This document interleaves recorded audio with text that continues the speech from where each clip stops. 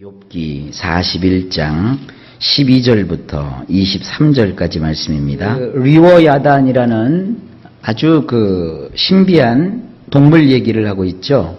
바다에서 살고 있는 아마 바다 동물인데 지금은 이러한 동물이 있질 않아요. 고생대에 공룡이 있었다 뭐 이렇게 얘기하는 사람들이 있어요. 그래서 사람이 살기 훨씬 전에 이 지구상에 공룡이 살다가 갔다라는 그런 주장들을 하는데 성경을 볼 것 같으면 욥의 시대에 공룡이 있었습니다. 지금부터 한 4,500년 전 사람이라고 생각을 하는데 욥이 그때도 이 땅에 공룡이 있었다. 그거 어떻게 증명하느냐? 제가 안 봤으니까 모르죠. 그러나 성경에 그것이 기록되어 있기 때문에 우리는 성경 말씀을 믿는 겁니다. 소위 말해서 그런 생물학자들이 몇 년 전에 무슨 생물이 있었다. 그것도 그 시대에 가서 직접 본 것이 아니고 몇몇 가지 알려진 과학적인 방법으로 연대를 계산해낸 것이거든요. 그것에 대해서 과학적으로 따질 필요도 없고요. 성경에 이런 생물의 존재를 말하고 있으니까 우리는 전제는 없지만 그것을 그대로 믿고 읽어보는 것이고 또 묵상하는 것이죠. 왜 난데없이 공룡이나 리워야단 같은 이와 같은 생명체를 하나님께서 말씀하시느냐? 굉장히 강력한 힘을 가진 동물이거든요. 그것도 다 누가 만드신 거다? 하나님이 만드신 거다. 인간은 그걸 길들일 수도 없고 그걸 어떻게 해볼 수도 없다. 그러나 하나님께서 그것을 다스리고 통치하지 않으시느냐? 욥아, 너의 인생도 네 손에 달린 것이 아니라 나의 손에 달린 것이다. 감당할 수 없는 그런 일인 것 같지만 감당할 수 있기 때문에 맡기신 거예요. 자꾸 하나님을 믿는 사람들이 못한다, 안 된다, 해도 소용없다 이런 소리 하시면 안 됩니다.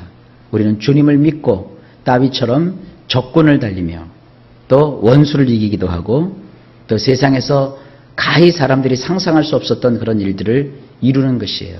어떤 분들은 그래요. 남들만큼만 살아가는 사람이 있고요. 어떤 사람은 남들이 하지 않은 일을 하면서 살아가는 사람이 있어요. 남들만큼만 하는 것은 평범한 것이고 또 남들보다도 못하게 사는 것은 못난 것이고 남들이 하지 않는 그 일을 하면서 사는 것은 선구자 혹은 파이오니아 혹은 개척자라고 하는 거예요. 그것은 다 인생마다 다른 것입니다. 우리가 주어진 우리의 인생을 최선을 다해서 살아가면 되는 것이에요. 자, 오늘 본문 말씀을 쭉 한번 보겠습니다. 12절 말씀입니다.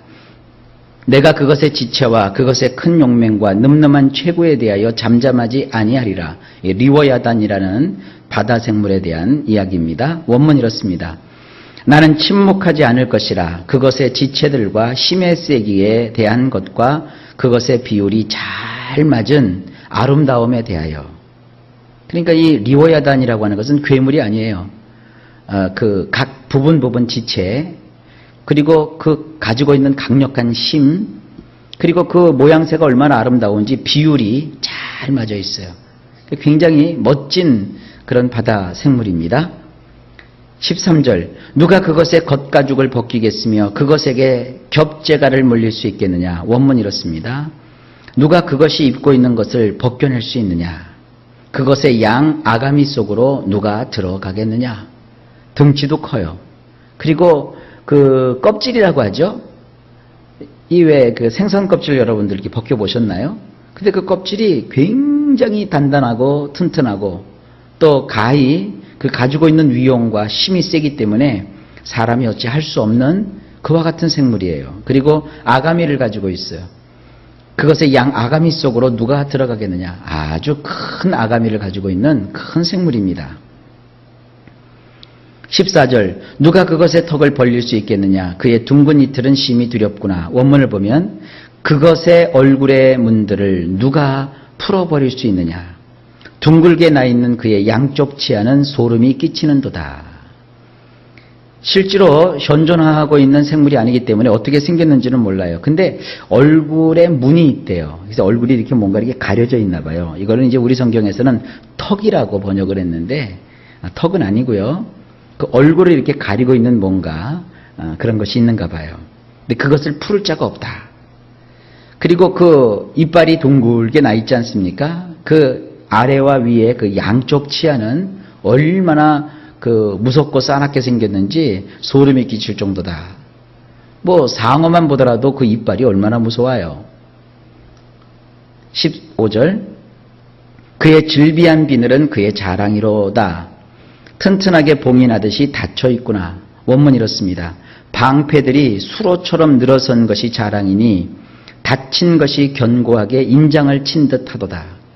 왜 그 생선 비늘을 보면 이렇게 갑옷을 입은 것처럼 이렇게 착착착착착 폭에 있잖아요. 그러니까 아마 이 리오야단이라고 하는 바다 생물은 그 두꺼운 비늘이 쫙 이렇게 수로처럼 물이 흘러내려가는 수로처럼 한 줄로 쫙 그 몸을 두르고 있나 봐요. 그리고 방패처럼 되어 있는 그 껍데기가 딱 닫혀 있는데 얼마나 탄탄한지 그것이 마치 도장을 꽝 찍어서 누른 듯하게 아주 견고하게 인쳐놓은 듯하도다. 그렇게 표현하고 있어요. 실존하는 지금 생명체가 아니기 때문에 이게 뭔지는 잘 몰라요. 그러나 표현을 보면 굉장히 아주 강한 힘을 가진 생물인 것은 틀림없습니다. 16절 그것들이 서로 달라붙어 있어 바람이 그 사이로 지나가지 못하는구나. 원문은 하나 안에 하나가 서로 가까이 붙어 있으니 바람이 그것들 사이로 비집고 들어오지 못하느니라. 이 물고기 그 비늘을 생각하시면 돼요. 그 잉어 비늘 같은 거 되게 크고 두껍거든요. 근데 그 비늘이 이렇게 한 장 한 장 겹쳐 있는 거예요. 하나 안에 또 하나가 있고 하나 안에 또 하나가 있고 이 겹겹이 달라붙어 있어서 바람조차도 거기 들어갈 수 없도록 그렇게 되어 있지 않느냐. 17절 말씀 서로 이어져 붙었으니 능히 나눌 수도 없구나. 원문 이렇습니다. 형제지간처럼 그것들이 달라붙어 있으니 그것들이 매우 단단하도다. 그것들을 나눌 수 없도다. 그러니까 하나님께서는 욥에게 이 생물을 얘기하면서 리오야단이라는 생물을 얘기하면서 네 눈앞에 볼 수 있는 이 생물, 하지만 네가 손댈 수 없는 생물, 그걸 누가 만들었느냐 이거죠. 누가 그렇게 튼튼하게 조성했느냐 이거죠. 그게 하나님이세요. 여러분 성경에 보면 이런 말씀이 있습니다.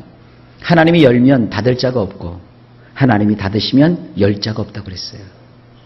모든 인생은요 하나님의 큰 능력 속에 있는 거예요. 그러니까 하나님 앞에 잇대어 사는 사람은요 내 힘으로 자꾸 살으려고 하면 안 돼요. 사람들이 그래요. 기도 생활을 한다면서도요 자기 뜻대로 뭔가 풀려지면 하나님이 나와 함께 하신다고 그러고, 기도했는데도 자기 뜻대로 잘 안 되면 아이고 하나님이 어디 있느냐고 그러고 말이죠. 그래요. 그러지 마세요. 행복과 불행이 다 하나님께로부터 오는 것이에요. 성공과 실패가 다 하나님께로 나오는 거예요. 그러니까 우리가 할 수 있는 것은 오로지 하나님을 경배하는 것이고, 그리고 하나님을 영화롭게 해드리며 찬양하는 것밖에 없어요. 그러나 분명한 것은 하나님께서 우리를 행복으로 인도하시는 거예요. 욥을 망하게 하고 죽이시는 것이 하나님의 뜻이 아니었습니다. 하나님은 욥을 다시 살리셨습니다. 욥에 대한 모든 선고가 끝난 다음에 하나님은 이런 분이시라는 것을 욥에게 지금 하나님이 이제 마무리하고 계시는 거예요. 18절 그것이 재채기를 한즉 빛을 발하고 그것의 눈은 새벽의 눈꺼풀 빛 같으며, 원문 이렇습니다. 그것이 재채기를 하면 빛이 번쩍거리고 그것의 두 눈은 마치 새벽의 눈꺼풀들 같도다. 이 새벽의 눈꺼풀이라고 하는 것은 뭐냐면 이 바닷가를 보시면 돼요. 바다에 이렇게 새벽에 동이 트게 되면 바다 깜깜할 때는 이렇게 수평선이 안 보이다가 그 수평선 사이로 환하게 먼동이 트잖아요. 환하게 먼동이 터오를 때 마치 큰 그 짐승이 눈을 이렇게 살짝 뜨는 것 같은 느낌이 들지 않습니까? 바다가 이 수평선으로 해서 서서히 열리잖아요. 바로 그거예요. 이게 얼마나 리오야단이 강하면 칵칵 하고 재치기를 하면은요 빛이 번쩍번쩍번쩍거려요. 그리고 그 두 눈은 그 새벽에 넓다란 바다 생물이니까 그 바다의 여명이 바다의 그 새벽의 그 빛이 미명이 쫙 비치면서 그 하루가 열리듯 그가 눈을 뜰 때는 마치 새벽의 눈꺼풀이 열리는 것 같다. 눈이 또 얼마나 눈망울이 큰 거예요. 이게 굉장한 생물이죠. 그 다음에 19절 그것의 입에서는 횃불이 나오고 불꽃이 튀어나오며, 원문 이렇습니다. 그것의 입 밖으로 횃불들이 이리저리 나오고 불꽃들이 튀어나오도다. 이걸 가지고 어떤 사람들은요, 성경은 과장됐대요. 그런데 이 공룡을 연구하시는 분들의 말을 들어보면 이 지구상에 존재했던 어떤 공룡은요, 공룡 이름이 너무 어려워서 제가 기억은 못하겠어요. 그 공룡은 입에서 불이 나오는 공룡이 있어요. 그걸 이제 어떤 분이 그 연구를 했어요. 뭐 위장에 있는 무슨 그 물질하고 또 이빨하고 뭐 그 사이에 있는 어떤 물질이 이렇게 작용을 해서 입에서 연기나 불이 나오는 그런 생물들이 있대요. 지금은 그런 걸 못 보겠지만 바닷속에는 바닷속에서 전기를 일으키는 그와 같은 물고기도 꽤 있어요. 뭐 전기를 스스로 몸에서 발생시키는 여러 가지 뭐 메기 종류도 있고 또 무슨 뭐 상어 종류도 있고 여러 가지 물고기 종류가 있다고요. 그 사람들이 이렇게 잘못 손대면 감전돼서 죽어요. 전기가 꼭 인간들이 발전소에서만 만드는 거 아닙니다. 이 자연 상태에서도 이 물고기나 이런 것들이 전기를 일으키기도 하는데 여기 나오는 이 니오야다는 횃불이 만들어져요. 그래서 불이 막 입에서 나가는 그러한 생명체입니다. 그 다음에 20절 그것의 콧구멍에서는 연기가 나오니 마치 갈대를 태울 때 솥이 끓는 것과 같구나. 원문이 이렇습니다. 그것의 콧구멍들 밖으로 연기가 뿜어져 나오니 마치 솥에 골프를 펄펄 끓이는 것 같도다. 우리는 그 메주 쓸 때 여러분 메주 써보셨죠? 그 가마솥에다가 메주를 쓰면은 거기 메주콩이 익을 때 보면 연기가 모락모락 올라오잖아요. 그리고 다 익었나 하고 이렇게 가마솥 뚜껑을 이렇게 열어보면은 그 안에서 연기가 확 피어오르죠? 그거 생각하시면 돼요. 그 콧구멍에서 그렇게 연기가 막 뿜어져 나오는 이러한 그 생명체예요. 참 니오야단이라는 것이 특이하죠. 21절 그의 입김은 숯불을 지피며 그의 입은 불길을 뿜는구나. 원문이 이렇습니다. 그것의 호흡은 석탄들이 타오르는 것 같고 그것의 입 밖으로 불꽃이 뿜어져 나오는도다. 22절 그것의 힘은 그의 목덜미에 있으니 그 앞에서는 절망만 감돌 뿐이구나. 원문 그것의 목에 힘이 머물러 있고 그것의 얼굴 앞에서는 겁에 질려 덜덜거리게 될 뿐이니라. 얼마나 강력하고 크고 그리고 이것이 막 두려운 존재인지 사람이 그 앞에 서면 겁에 질려서 덜덜덜 떨게 된대요. 그리고 그 목덜미의 힘이 얼마나 강력한지요. 원문 23절 말씀을 보면 그것의 쌀 껍질은 서로 밀착되어 탄탄하며 움직이지 않는구나. 히브리어 원문을 보면 이렇습니다. 그것의 살에 달린 부분들은 착 달라붙어 있는 상태로 그것 위에 삐죽 튀어나와 있는데 흔들거림조차 없느니라. 이 그 공룡 사진을 보게 되면요, 공룡이 이렇게 등껍다기 위에 이게 삐죽삐죽하게 창처럼 이렇게 나와 있어요. 선인장처럼 이렇게 등껍대기 위에 한 줄로 쭉 나와 있어요. 지금 그걸 얘기하고 있는 거예요. 그 살에서 이렇게 돋아난 부분이 있는데 그것이 탁 살에 달라붙어 있어요. 어찌나 그 툭 튀어나온 것이 강한지 미동조차 하지 않는다는 거예요. 그러니까 살적의 한 부분으로 튀어나와 있는 이런 모양새를 하고 있는 겁니다. 지금 생존하지 않고 있는 그런 생명체이기 때문에 우리가 구체적인 것은 모릅니다. 이 정도로 강력하고 이 정도로 막강한 힘을 가지고 있는 이 니오야단을 하나님께서 만드셨다는 거예요. 그것처럼 욥의 인생도 하나님이 주관하신다는 거예요. 자, 이제 다음 시간에는 이 41장 마지막 이제 하나님의 하시는 말씀이 끝나면서 욥이 이제 결론을 맺게 됩니다. 이 42장이 준비되고 있고요. 얼마나 아쉬운지 몰라요. 이 욥이 벌써 다 끝났어요. 그래서 이 욥기를 통해서 우리에게 은혜를 주시는 하나님, 우리 끝까지 마지막까지 남아있는 그 은혜의 말씀을 우리가 사모하며 하나님 주시는 큰 축복을 받아 누리시기를 바랍니다.